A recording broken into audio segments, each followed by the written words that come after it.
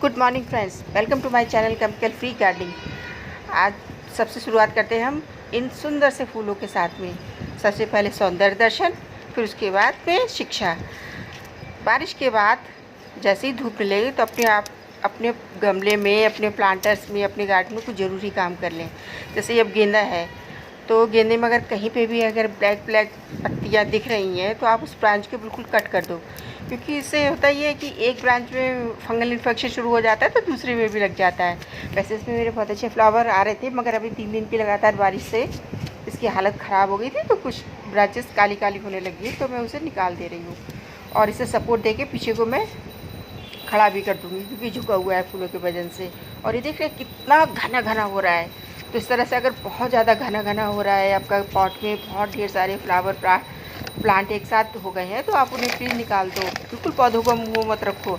अभी देख रहे हैं ये गेंदा इस वाले प्लांटर पे लगा है, मगर दूसरे वाले रोज़ को परेशान कर रखा है। तो इसे कट करके निकाल देती हूँ, जिससे कि इधर स्पेस मिल जाए, उसे हवा मिले। और इस तरह की अगर वाटर लॉगिंग हो रही है आपके प्लांटर में तो उसका भी इलाज कीजिए। ये देखिए, वैसे मैंने होल किए पर पता नहीं क्यों इस पर वाटर लॉगिंग होने लगी है, तो मैं इसकी मिट्टी निकाल के अभी मैं इसके कुछ ट्रीटमेंट करूँगी। और ये देखो, मैं सारे इधर से जितना भी गमले गेंदा का था जो ये सारा निकाल दिया, क्योंकि लगा तो इस प्लांटर में था मगर इफेक्ट इस पर पड़ रहा था। पूरा गुलाब बिल्कुल ढक रखा था इसने, क्योंकि ज़्यादा घने प्लांट होते हैं बारिश में ना, तो फंगल इन्फेक्शन, कीट वगैरह लगने का बहुत डर रहता है। अगर इस तरह के आपके प्लांटर में वीट वगैरह हो गई हो, अब इसमें गुड़ाई तो कर नहीं सकते हैं, है ना, तो अगर वीट हो गई है तो इस तरह से आप अपने हाथों से निकाल दो। वैसे अगर गुड़ाई करने के स्पेस होता तो गुड़ाई कर देते हैं, मगर इसमें तो नहीं निकाल सकते ना, तो इस तरह से आप हाथों से निकाल दो। जितनी भी आपकी वीड वगैरह निकल रहा है, एक्स्ट्रा प्लांट निकल रहा है, उन सबको निकाल दो, क्योंकि ये एक्स्ट्रा ग्रोथ अपने आप खींच लेते हैं और प्लांटर को ग्रोथ मिल नहीं पाती है, फिर न्यूट्रिएंट्स प्लांटर को नहीं मिल पाते हैं। ऐसे ही अगर आपको जो प्लांट रखना है वही रखो, और जो नहीं रखना है वो निकाल दो। वो एक्स्ट्रा एनर्जी आपकी वेस्ट होती रहती है दूसरे प्लांट में। अब ये सेमी का प्लांट भी निकल रहा है, तो मैं सेमी बिल्कुल नहीं रखूँगी, क्योंकि सेमी में माहू बहुत लगती है, और माहू लगती है तो दूसरे प्लांट में आ जाती है, तो बहुत इफ़ेक्ट करता है। माहू बिल्कुल परेशान कर देती है। अगर आप गार्डन में भी काम करते हैं तो आपके सिर में लग जाती है, कपड़ों पे लग जाती है, तो बहुत इरिटेट करती है। तो मैं सेमी तो बिल्कुल नहीं लगाऊंगी।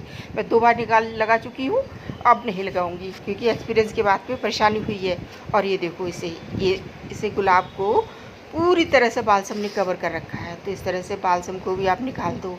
जैसे अगर आपको प्लांट रखने हैं तो ठीक है, नहीं रखने तो आप निकाल ही दो। देखो हर श्रृंगार कितना बढ़ रहा है, कितनी ग्रोथ कर रहा है, और साथ में ये गेंदा लगा हुआ है। तो गेंदा सिर्फ इसलिए लगाया कि कीटों को दूर रखता है ये, मगर क्या करूँ, इसे निकालना मजबूरी है। ऐसे अगर आप प्लांट में मिट्टी वगैरह जो आपको निकालनी है तो आप मिट्टी सूखे डाल दो धूप निकलते ही, और ये एक्स्ट्रा प्लांट तो बिल्कुल ही निकाल दो। गुड़ाई बहुत ज़रूरी है। और ये जो भी कटिंग लगाई है आपने उन सबको शेड में रखो।